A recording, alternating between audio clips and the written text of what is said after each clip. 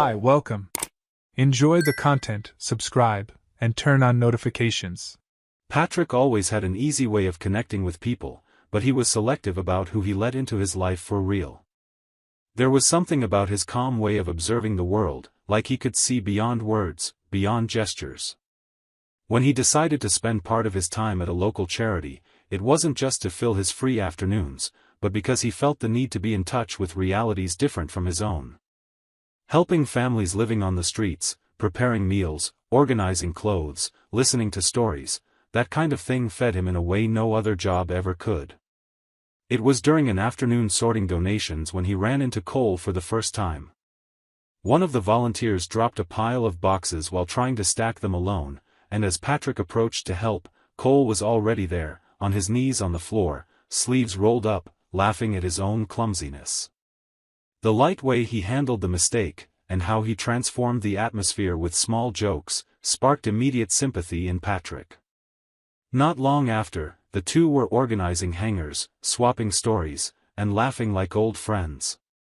Their chemistry came naturally. Patrick, more reserved, liked to listen. Cole, more outgoing, enjoyed telling stories. But what really brought them together was the mutual feeling that there was some kind of relief there. A break from the demands of the world, a space where empathy mattered more than status. In no time, that connection went beyond the walls of the institution. They started grabbing coffee after activities, sharing car rides, talking about movies, music, even relationship advice. Patrick spoke about his wife, Madison, with a sparkle in his eyes.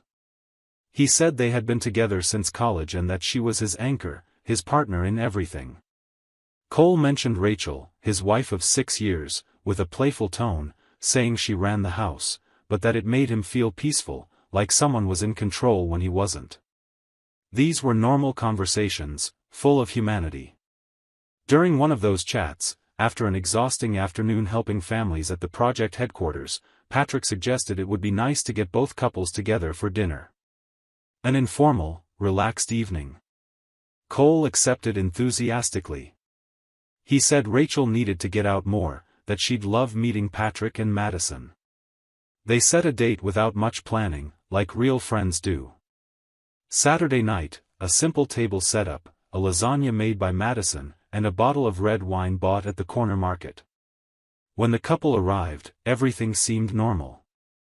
Cole was smiling as always, Rachel a bit more reserved, but friendly. Until, when introducing Cole to Madison, there was a brief moment Patrick would never forget. She paused for a second longer than necessary, staring at his face like she was trying to remember something. Cole hesitated too, blinking twice in a row before extending his hand. Madison's smile appeared slightly delayed, and the handshake was too quick. Sitting on the other side of the table, Patrick noticed, but didn't say anything. Throughout dinner, there were laughs, funny stories, and moments of silence that, though short, seemed to carry something unspoken. Madison poured the wine naturally, but mixed up Cole's name at least twice. Patrick noticed she avoided looking directly at him. Cole, usually so expressive, seemed a bit more restrained. Rachel didn't seem to notice anything strange, maybe because she was too busy complimenting the food and talking about a book she was reading. When everyone said goodbye, Cole thanked him for the invitation and said they should do it again soon. Madison waved from the door with a quiet smile and went back to the kitchen. Later that night, while washing dishes, Patrick commented that he thought dinner was pleasant. Madison replied with a neutral expression, just saying she found Cole a little odd. He laughed, saying that was just his way, and suggested they could plan something at Cole's place next time. Madison, drying the silverware, said she was tired and they could talk about it later. Patrick didn't push. He trusted her. Maybe too much. But something, even if small, began to settle inside him. A spark of doubt that, for now, he preferred to ignore.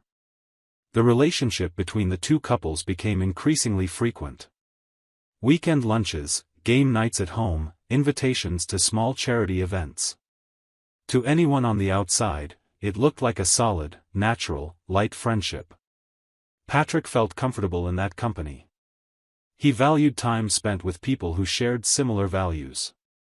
Cole always brought humor to conversations, Rachel had a sweet and welcoming manner, and Madison seemed happy to have new friendships. Everything flowed easily, like life was offering them a reliable circle. But small signs began to appear. And Patrick, without meaning to, started paying attention. During breakfast conversation, Madison casually mentioned she had a routine medical appointment that afternoon. She said it was just a checkup and that she'd use the day off to take care of her health. Patrick saw no problem. Hours later, arriving at the charity, he found Cole in the hallway, also leaving. Joking around, Patrick asked if he was skipping volunteer work. Cole laughed and said he had a scheduled appointment and would make up for the time later. It was a simple detail, almost irrelevant. But when he got home, having dinner with Madison, Patrick kept thinking about the coincidence. It was the second time he caught himself reflecting on that strange connection between the two, first when they met, noticing the tension in Madison's gaze, and now with these appointments scheduled on the same day. This began taking up too much space in his mind. Another weekend, Rachel and Cole canceled lunch last minute.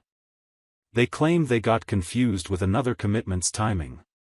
Patrick didn't mind, but what caught his attention was Madison's reaction upon hearing they wouldn't be coming. She didn't hide her frustration, as if she had been looking forward to that meeting more than she should. Patrick noticed, but stayed silent. He stored that reaction in memory, like someone marking important pages in a book he'd reread carefully later. In the following days, Patrick started seeing his own home differently. Madison's quiet moments, forced laughter in messages, extra care with her appearance for meetings. He remembered an old story Madison once told about living for 2 years in a small town with her grandmother during adolescence. Recently, Cole mentioned the same town during casual conversation. He said he lived there briefly and didn't like talking much about it. Patrick connected the dots. They were isolated details, but together they started forming an uncomfortable outline. He tried finding rational explanations for everything. Thought maybe he was just tired, too sensitive, insecure without reason. But his intuition insisted. And by then, he already knew that ignoring that inner voice was the fastest way to lose himself completely. So he stayed alert, silent, stacking facts, waiting for the moment when everything would finally make sense. Or stop making sense altogether. Patrick had no proof. All he had was a tangle of coincidences, looks away, empty excuses, and a constant discomfort growing in his chest. It was just intuition, but it was already more than enough. He decided that, if he wanted the truth, he'd have to be bold. So he lied. He approached Madison late in the afternoon, voice firm and face expressionless. He said, "I just talked to Cole. He told me everything, but I want to hear it from you. Start explaining." She froze, dropping the phone from her hands. She turned pale. "What? What did he say?" she asked in shock. Patrick held her gaze. "Enough for me to come talk to you." Madison took a deep breath and started speaking, hesitantly. "Cole and I dated in high school. Nothing serious. We dated for a while, but he ended up moving away and we broke up." Patrick crossed his arms. He didn't say anything. She continued, "At dinner, when I saw him there, in our living room, I froze. Do you really think I'd look at you, at Rachel, and say, 'Look who's here, my ex-boyfriend, what a coincidence'? Of course not." I was speechless. "I agree," Patrick replied, dryly. "But you should have told me afterward." I was embarrassed. "I thought if I told you, you'd think the worst, and then I figured it wasn't worth mentioning anymore." Patrick leaned forward. "Did you meet him? Any coffee, any conversation just between you two?" Madison frowned. "Of course not. Why would I do that?" Patrick kept his tone neutral. "Then you didn't make any plans?" "No coffee, lunch, nothing behind my back. At this point, she realized he didn't know everything. Her eyes moved quickly, and her answer came right after. No. None of that happened. Patrick took a deep breath, pretending to believe. Okay. I just wanted to hear that. He left home calmly, saying he was going to buy something from the market. But before leaving, he took advantage of Madison's distraction and grabbed her phone. He wanted to make sure that if she planned to warn Cole about their conversation, she wouldn't be able to. He drove straight to a nearby cafe. Sent a message to Cole saying it was urgent. In 10 minutes, Cole arrived. He was out of breath and visibly tense. Patrick went straight to the point. Madison told me everything. I already know all of it. Now I want to hear your version. Cole hesitated. Tried to avoid eye contact, but knew there was no way out. We dated, yes, in high school. We broke up when I moved. And after dinner, we ended up reconnecting. A few times. I messed up. Patrick, I'm sorry. Patrick kept his voice low, but each word was a sharp punch. Did you sleep with my wife? Cole lowered his head, closed his eyes for a second, and answered, I'm sorry. Patrick returned home with his mind on fire and his heart numb.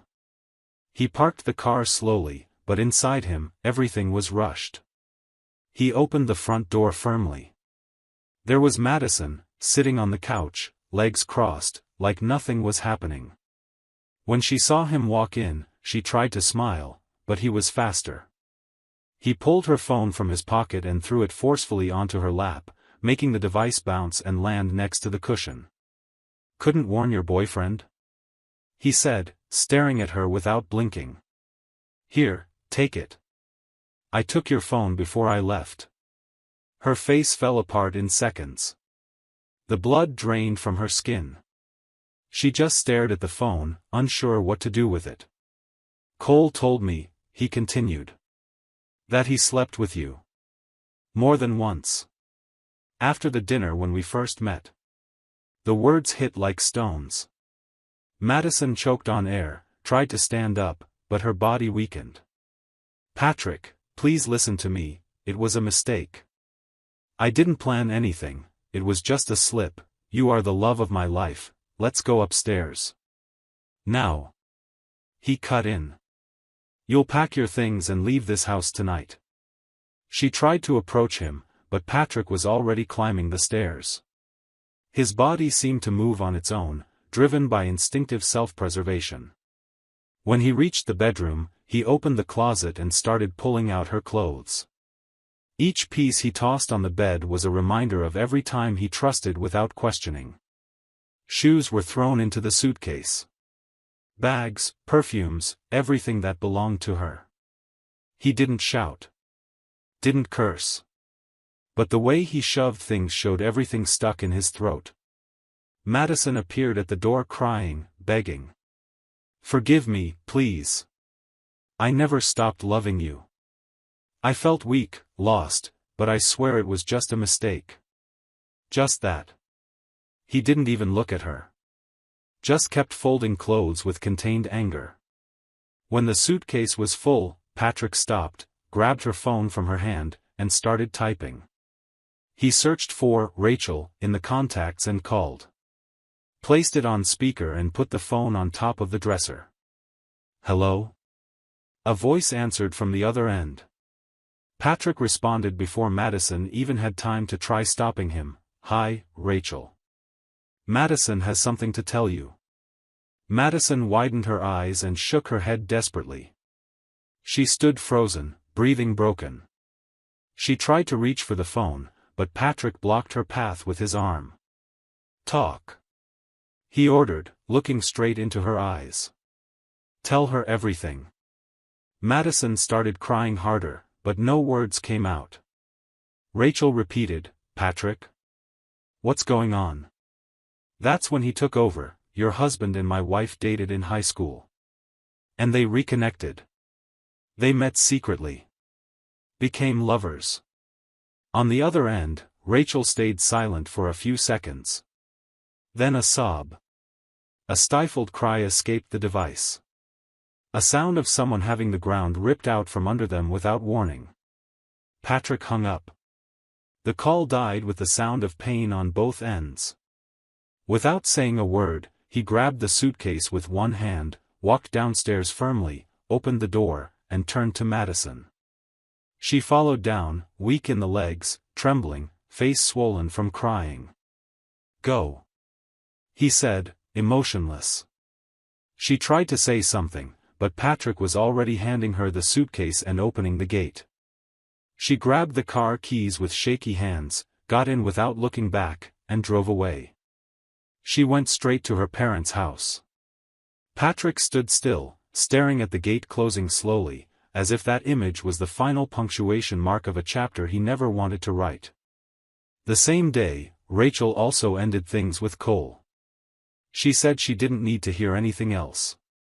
That the truth had already been spoken in the cruelest way. The divorces happened quietly. No fights. No attempts at reconciliation. Patrick never returned to the charity. Not out of disdain for the work, but because he couldn't walk through the same hallways holding so many lies. Cole and Madison? They never saw each other again. What existed between them was a fragment of an unresolved past that exploded in the present and crumbled on the floor of reality. There was no happy ending. Neither ended up with anyone. And Patrick moved on. Without rushing. Without drama. With a wounded heart, but whole. And with the dignity of someone who chose truth, even when it came carrying pain. Months had passed since that night when everything collapsed. Patrick no longer looked back with so much anger, but he also didn't quite know how to look ahead. He lived one day at a time, followed routines, kept his mind occupied and his heart quiet. It was during one of those ordinary afternoons at the neighborhood market that he saw Rachel standing in the fruit section, picking apples. She had her hair tied up messily, no makeup, but with that same gentle, sincere look she always carried. Patrick hesitated for a moment. Thought about walking away without saying anything, but she saw him. Smiled slightly surprised and waved. He responded with a subtle gesture and approached. "Patrick," she said, with a light tone, almost relieved, "it's good to see you." "Rachel, it's been a while, huh?" They stood there, chatting about basic stuff, work, routine, life after the chaos. It was like they were testing the ground, trying to understand if there was still something connecting them beyond the pain they shared. Before leaving, Rachel suggested getting coffee. "Nothing big," she said with a shy smile, "just, it'd be nice to talk more. With someone who understands." Patrick agreed. And at the cafe, the conversation flowed surprisingly well. They laughed about simple things, remembered moments before everything turned upside down. The pain was still there, but for the first time, it seemed smaller. Days later, she invited him for dinner. It was different. A more intimate setting, wine on the table, soft music in the background. It seemed like it was heading somewhere new. A place the two of them gradually started filling together. Without realizing it, they were building something. Occasional dinners became walks, nighttime messages, a quiet companionship that comforted. And, for a while, Patrick allowed himself to follow. He thought maybe that was it. Two hurt people finding peace in each other's gaze. But the truth came on an ordinary Sunday while walking in the park and Rachel naturally took his hand. It was in that touch that Patrick felt the weight of what he was doing. He realized he liked Rachel, respected her presence, cared about her well-being. But he didn't love her. Not the way she deserved to be loved. Not the way someone should be loved when starting a new story. Maybe he was trying to fill the void Madison left. Maybe part of him wanted to prove he could still be chosen. That he was still capable of sparking something in someone. But in that moment, it all seemed too unfair. That same night, Patrick went to Rachel's house. He didn't want to drag it out.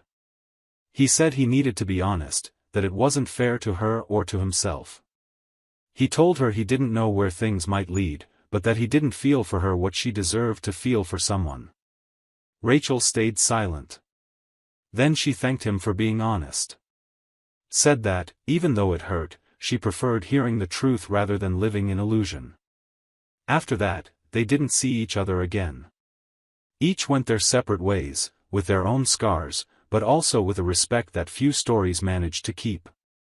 Patrick didn't look for new love. He didn't feel rushed. He understood that solitude, when embraced with dignity, can be more honest than relationships built on neediness or fear. He chose to move forward. Whole. At peace. And with the awareness that truth, even when uncomfortable, was still his most valuable asset. Suspicious of your wife or daughter-in-law? Don't go through what we saw in the video. Check the link in the comments and get the ebook with valuable tips and investigator-approved sites to clear your doubts. Thank you for watching the video. If you enjoyed it, don't forget to subscribe to the channel and turn on notifications so you won't miss any updates. See you next time.